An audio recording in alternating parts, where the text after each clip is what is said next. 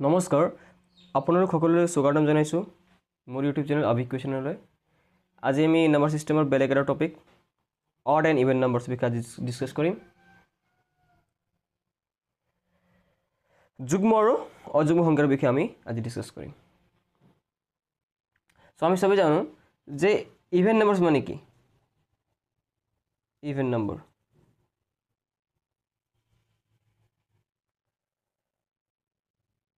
Even number বা যুগ্ম সংখ্যা সো ইভেন নম্বৰবোৰ হৈছে কেৱল অখণ্ড সংখ্যা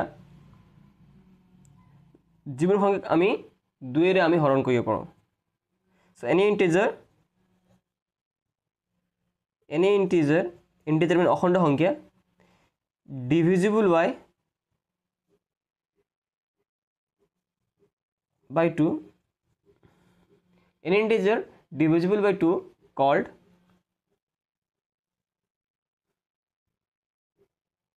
even number so যিকোনো অখণ্ড সংখ্যা যাক আমি দুইৰে হৰণ কৰিব পাৰোঁ তেনে সংখ্যাক আমি যুগ্ম সংখ্যা বুলি কওঁ ফৰ এক্সাম্পল 2 4 6 -8 -6 -100 500 etc. এইবোৰ কি যুগ্ম সংখ্যা কাৰণ ইহঁতক আমি দুইৰে আমি হৰণ কৰিব পাৰোঁ সো যিকোনো যুগ্ম সংখ্যাবোৰ যিকোনো ইভেন নম্বৰছবোৰ দুইৰ গুণিতক হিচাপে আমি লিখিব পাৰোঁ মানে 2 × 2 2 × 4 2 3 × 6 2 4 × 8 2 5 × 10 2 12 × 24 তেনেকৈ 2 25 × 50 2 50 100 সো এইবিলাক কি এইবিলাক গোটেই কেইটা দুইৰ গুণিতক সো যিমানখিনি যুগ্ম সংখ্যাবোৰ আছে সেটাক আমি দুইৰ গুণিতক বা টুৱাইচেন ৰূপত আমি কি কৰিব পাৰোঁ প্ৰকাশ কৰিব পাৰোঁ সো ইভেন নম্বৰৰ যেটো ফৰ্ম হ'ব এটো টুৱাইচেন হিচাপত থাকিব সো যিকোনো যুগ্ম সংখ্যাবোৰ আমি টুৱাইচেন ৰূপত আমি তাক প্ৰকাশ কৰিব পাৰোঁ যেনেকৈ এক্সাম্পল এটা লওঁ আমাক কৈছে -50 -50 যুগ্ম সংখ্যা হয় না হয় কাৰণ ইয়াক দুইৰে আমি হৰণ কৰিব পাৰোঁ আৰু ইয়াক আমি 2 পূৰণ -25 ৰূপত আমি প্ৰকাশ কৰিব পাৰোঁ লিখিব পাৰোঁ মানে 2 × n য'ত n কি য'ত n হৈছে -25 সো তেনেকৈ 48 যদি ধৰোঁ আমি 2 × 24 2 × n য'ত n = কি হ'ব 24 সো যিমানখিনি যুগ্ম সংখ্যাবোৰ আছে সেই সকলো যুগ্ম সংখ্যাক আমি টুৱাইচেন ৰূপত কি কৰিব পাৰোঁ প্ৰকাশ কৰিব পাৰোঁ তেনেকৈ ধৰা -8 ধৰোঁ -8ক আমি 2 × -4 ৰূপত লিখিব পাৰোঁ 2 × n য'ত n = কি ইয়াত n = -4 সো যিমানখিনি যুগ্ম সংখ্যাবোৰ আছে সেই সকলো সংখ্যাক আমি দুইৰে আমি হৰণ কৰিব পাৰোঁ বা দুইৰ গুণিতক হিচাপে আমি লিখিব পাৰোঁ বা টুৱাইচেন ৰূপত আমি কি কৰিব পাৰোঁ লিখিব পাৰোঁ সো এতিয়া আছে অড নাম্বাৰ বা অযুগ্ম সংখ্যা সো অযুগ্ম সংখ্যাবোৰ হৈছে তেনে সংখ্যা যাক আমি দুইৰে আমি হৰণ কৰিব নোৱাৰোঁ সো যিকোনো অখণ্ড সংখ্যা এনি ইন্টিজাৰ যিকোনো অখণ্ড সংখ্যা যাক আমি দুইৰে আমি হৰণ কৰিব নোৱাৰোঁ এনি ইন্টিজাৰ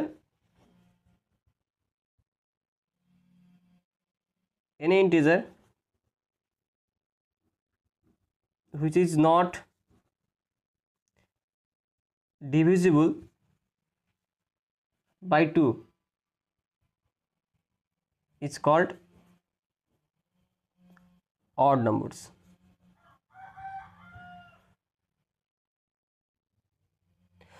so যিকোনো অখণ্ড সংখ্যা ইন্টিজাৰ মানে অখণ্ড সংখ্যা যিকোনো অখণ্ড সংখ্যা যাক আমি দুইৰে আমি হৰণ কৰিব নোৱাৰোঁ তেনে সংখ্যাক আমি কি বুলি কওঁ অড নাম্বাৰ বুলি কওঁ সো ফৰ এক্সাম্পল 1 3 5 7 9 11 13 এনে গৈ থাকিব তেনেকৈ যদি অখণ্ড সংখ্যা বুলি কৈছে মাইনাছ সংখ্যাবিলাকো পৰিব -1 -3 -5 -7 -9 -11 -13 so এইবিলাক 1 2 3 1 3 5 7 9 11 এইবোৰ সংখ্যা 2 এৰ বিভাজ্য নহয় এইবিলাকক আমি এইবোৰ সংখ্যাক আমি 2 এৰ আমি হৰণ কৰিব নোৱাৰো সেই কাৰণে এনে সংখ্যা কি বুলি কোৱা হয় অযুগ্ম সংখ্যা বুলি কোৱা হয় সো যিকোনো অযুগ্ম সংখ্যা ধৰো 3 ইয়াক আমি 2 পূৰণ 1 যোগ 1 হিচাপে লিখিব পাৰো 5 চোৱা 2 পূৰণ 2 প্লাস 1 হিচাপে লিখিব পাৰো 2 গুণ 4 যোগ 1 তেনেকৈ 7 2 পূৰণ 3 প্লাস 1 তেনেকৈ 9 2 পূৰণ 4 প্লাস 1 তেনেকৈ যদি -5 লওঁ 2 পূৰণ -3 প্লাস 1 এনেকৈ লিখিব পাৰো -7 যদি লওঁ ইয়াক 2 পূৰণ -4 প্লাস 1 সো এই গোটেইকেইটা সংখ্যাক আমি 2n plus 1 ইয়াকো আমি 2n plus 1 ইয়াত n is equal to কি হ'ব n is equal to 1 হ'ব ইয়াত n is equal to 2 হ'ব 2n plus 1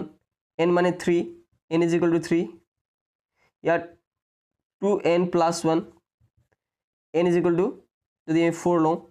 n is equal to ইয়াত যদি আমি 4 লওঁ তেনেকৈ যদি n is equal to -3 লওঁ তেনে 2n plus 1 ফৰ্মেটত আমি লিখিব পাৰোঁ n is equal to -3 ইয়াত তেনেকৈ যদি ইয়াত আমি n is equal to -4 লওঁ তেতিয়া ইয়াক আমি 2n plus 1 য'ত n is equal to কি -4 তো যিমান কেইটা অযুগ্ম সংখ্যাবোৰ আছে ইহঁতক আমি সদায় 2n plus 1 এই ফৰ্মত আমি লিখিব পাৰোঁ যিমান কেইটা অড নম্বৰবোৰ আছে যিমান কেইটা অযুগ্ম সংখ্যাবোৰ আছে এই সকলো অযুগ্ম সংখ্যাক আমি টুৱাইছ n plus 1 ফৰ্মেটত লিখিব পাৰোঁ আৰু যুগ্ম সংখ্যাবোৰ সদায় আমি 2n ফৰ্মেটত আমি লিখোঁ যুগ্ম সংখ্যা সদায় আমি 2n ফৰ্মেটত টুৱাইছ n ফৰ্মেটত লিখিব পাৰোঁ আৰু অযুগ্ম সংখ্যাবোৰক টুৱাইছ n plus 1 ফৰ্মেটত আমি লিখিব পাৰোঁ য'ত n যিকোনো এটা য'ত n belongs to z মানে কি আছিলে অখণ্ড সংখ্যা n belongs to z মানে n হ'ব মানে n যিকোনো এটা অখণ্ড সংখ্যা 1 হ'ব পাৰে 0 হ'ব পাৰে -1 হ'ব পাৰে 2 হ'ব পাৰে এগুলো n is equal to 1 2 3 4 -3 -4 এগুলো কেটে অখণ্ড সংখ্যা সো n যিকোনো এটা আমি অখণ্ড সংখ্যা হিচাপে লিখিব পাৰোঁ সো এই যে হল আমি গম পালো যে জগৰৰ যিমানখিনি যুগ্ম সংখ্যাবোৰ আছে সকলোকে আমি টুৱাইছ n ফৰ্মেটত লিখিব পাৰোঁ আৰু যিমানখিনি অযুগ্ম সংখ্যাবোৰ আছে সকলোকে টুৱাইছ n plus 1 ফৰ্মেটত আমি লিখিব পাৰোঁ যুগ্ম সংখ্যাবোৰ হৈছে যাক 2 এৰে হৰণ কৰিব পাৰোঁ অযুগ্ম সংখ্যাবোৰ হৈছে যাক আমি 2 এৰে হৰণ কৰিব নোৱাৰি